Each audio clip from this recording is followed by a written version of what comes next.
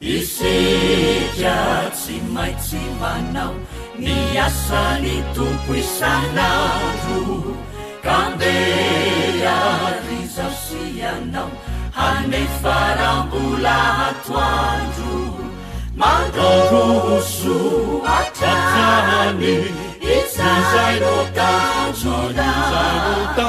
anyaparantany ry fifoazana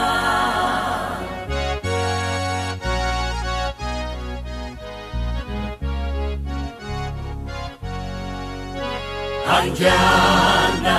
ry fifoazane fandraora faranizao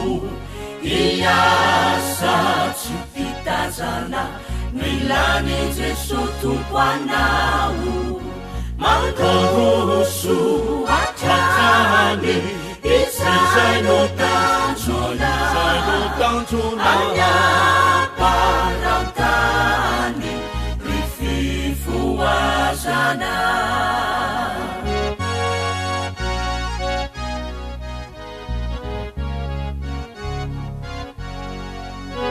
namafiasany ady atao misarotrako ifanesy dizano ako fantarinao isika tsy maintsy mandresy mandoroso atrany izay no tanjona anyaparantany ry fifoazana